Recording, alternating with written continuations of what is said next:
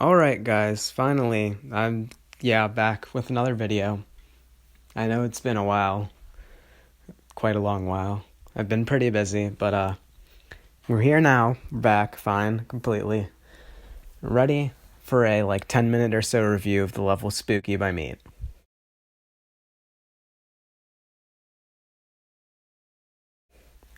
Brief disclaimer before I show you the full clip. I was not recording the first time that I beat it, well, the only time I beat it. So these are going to be two different attempts with the start position in the second one, just so you guys can see the whole level. With that being said, let's go right into the level.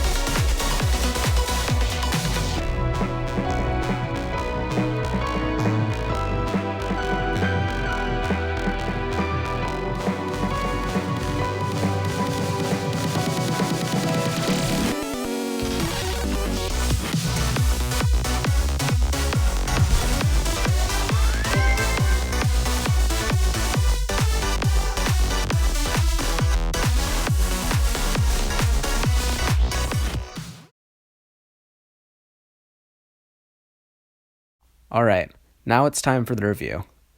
The first thing I'm going to talk about is obviously the beginning. I gave him some weird and funky gameplay to work with, but he pulled off the deco amazingly well. The blue colors go together perfectly, and I love watching the expression change of the face in the background. It really looks like he gets more confused the further you make it, like he's thinking, how are you not dead? The movement of that face that has the pink orb seems so smooth as well, but I still don't think it can compare to the spikes literally smashing through the blocks in the pre-drop. I cannot say enough how much I loved it. What follows the drop has got to be one of the best logos I've ever seen in a level. The fonts go great with the theme, but my favorite part is how the letters bounce in and then gracefully fly out. It's just really satisfying to look at. For the intro, decoration, 10 out of 10, excellent first impression. Gameplay, 9 out of 10, has some weird slope action. Difficulty, 8.5 out of 10, some pretty intense timings. Drop. Decoration, 10 out of 10, freaking awesome logo. Gameplay, 9 out of 10, no true gameplay, but it's good for a drop, I guess. Difficulty, not applicable, it's literally auto.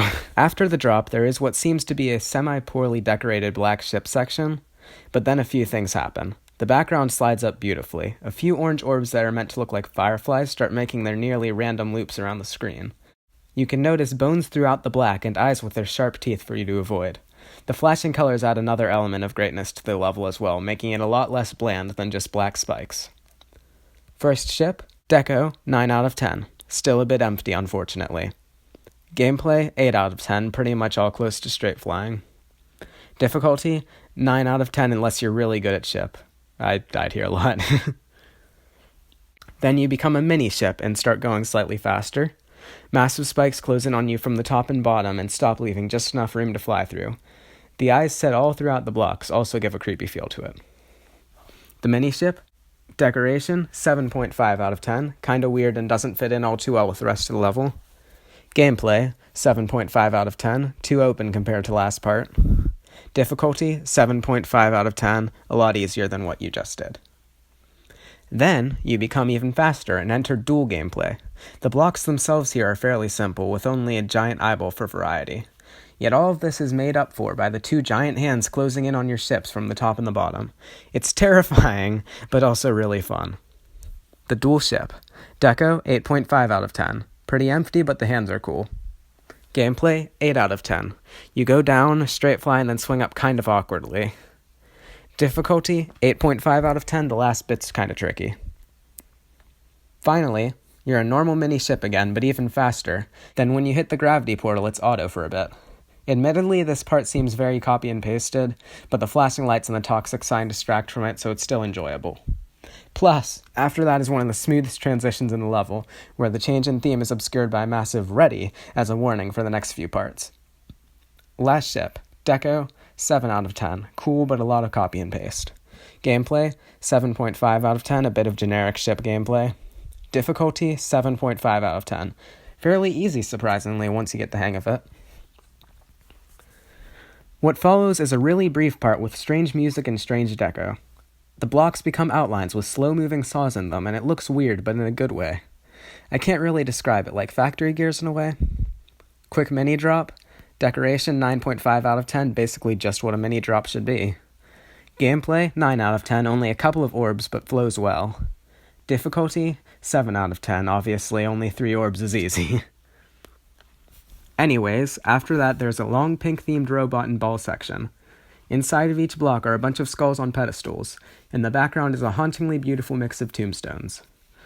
Robot. Decoration, 9.5 out of 10, very satisfying to look at. Gameplay, 9.5 out of 10, very well synced and fun. Difficulty, 8.5 out of 10, only a few timings. My favorite part of this section is the pink dripping from the spikes at the end of the ball. The numerous chains hanging, the saws with faces, and the pink triangle in the background make it perfect. Not too detailed, but definitely not simple or empty. Ball. Decoration, 9.5 out of 10. Again, very satisfying to look at. Gameplay, 8 out of 10. Quite simple. And difficulty, 8 out of 10. Not too hard. What follows is the only other part of the level that seems obviously copy-pasted. The gameplay is fun and the background is pretty good too. I like the tree-looking thing that dances in the background and sinks down at the end in sync with the music, but the block design is pretty obviously copy and pasted. UFO, decoration, 6.5 out of 10, a little too copy and pasted or empty. Gameplay, 9 out of 10, quite funky. Difficulty, 8 out of 10, some interesting timings. After that is a quick square section with a lot of vines that look pretty neat and lead right to arguably the most difficult part of the level. That brief square section, decoration, 8 out of 10, too many vines. Gameplay, 8 out of 10, very funky. Difficulty, 8 out of 10, a few interesting timings. Now, for possibly the hardest part of the level, the spider. The design is pretty basic on the blocks, but the trippy background, faces with swirly eyes, and deco blocking off the left and right make it look a lot cooler. Each side of the screen has 2 spiky walls that are moving up and down at different paces. This blocks some of the upcoming gameplay you would otherwise see, adding to the difficulty. The background is a swirly kind of thing that spins pretty fast and tries to further throw you off your guard. Also, the faces in the background with their spinning eyes looks like they're trying to hypnotize you, which is a great touch. The sync, by the way, at least on mobile, is on point as well. Spider. Decoration. 9 out of 10, great, but the block design is a bit empty. Gameplay, 9 out of 10. The spider goes crazy, but I may have abused orbs and pads whenever I made that. Difficulty, 10 out of 10, arguably the hardest in the level. Then, you enter a metallic area that looks like it's more geared towards being a hell-themed factory. The deco is quite impressive here, lots of chains and animations galore. You jump through a giant metal monster that, may or may not be Reen, and when he bites down, sparks fly.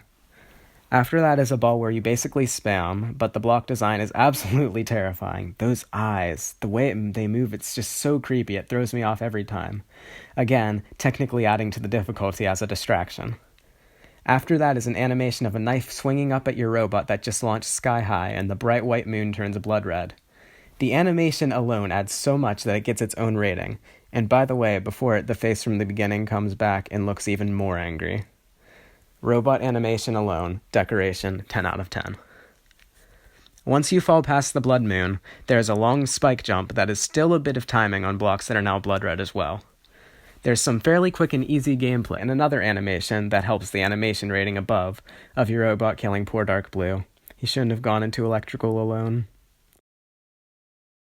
The transition to the next square also adds to the animation rating. It's my favorite in the level. It appears to be blood dripping down and covering the screen, wiping out the robot and replacing it with a square gameplay. Robot, decoration, 10 out of 10. I told you it was epic. Gameplay, 9 out of 10. Some things I made are buggy. 71%. Difficulty, 9 out of 10. Easier than the spider in my opinion, but takes a lot of learning. Finally, the last square. We stick with the blood red theme here, but adds sharp outlines to everything looks like it belongs. Again, there's a lot of movement and effects that showcase again what a great creator Meat is. The difficulty soars at this part and almost compares to the spider, as the timings here are quite perfect to the frame. There's even a blind jump, but I admire what he did to it. The orbit's out of reach and it kind of floats down, letting you know, hey, don't forget to tap me, so it's not a true blind jump.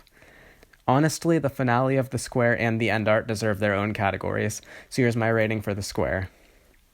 Square, decoration, 10 out of 10, not much to say here. Gameplay, 9.5 out of 10, it's got a couple weird timings. Difficulty, 9.5 out of 10, second only to the spider. The final triple spike at 97%. How do I even describe this? It's so freaking trippy, and basically gives you half a second of actually knowing where it is. I died here a lot in practice, but never in normal mode for some reason. But I will die now, just to show you what it looks like.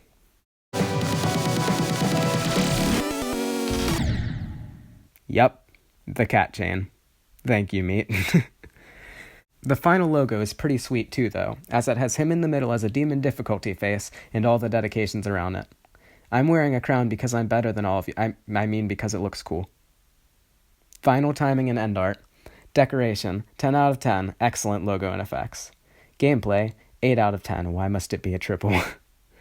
Difficulty, 9.5 out of 10, the trippy effects make it a whole lot harder. Alright, what I did next is also going to hold true for the series that I'm planning on making. That's going to be all of, the levels that I truly enjoyed, where I basically do the same thing I'm doing right now. And these are going to be the overall rating averages. I take the out of 10 rating for decoration, gameplay, and difficulty, and I average them all into their own categories to find out the average for the decoration, gameplay, and difficulty for the entire level. Without further ado, here are the overall rating averages for Spooky. Decoration overall, 9 out of 10, excellent. Gameplay overall, 8.5 out of 10, fun but tricky. Difficulty overall, 8.5 out of 10. I'd say somewhere between medium to hard demon. My overall enjoyment rating, 9 out of 10. Very fun to play. The deco was smooth and I always knew what I was doing. The only thing that took away from that was that my stupid self made the ship too tight, and there were a few copy and pasted patterns that didn't look too good. It's an excellent level anyways, though. A-tier stuff. Keep up the great work, Meat, and even if Spooky doesn't get rated, your next level most certainly will. And in case you were wondering the exact averages for the ratings at the end, the decoration averaged out to exactly 9 out of 10. Gameplay averaged out to 8.5333 repeating out of 10. And difficulty was some chaos like 8.46428 out of 10. That's all I bothered writing anyways. But those are the actual averages for you. Thank you for watching, guys, and be sure to subscribe because I'm planning on making a whole series out of this and reviewing a whole bunch of levels. Probably going to end up doing Bee, Honey, and Magma Bound at least. And there are a few more that I'd like to take a look at, but I'll leave those for you to figure out.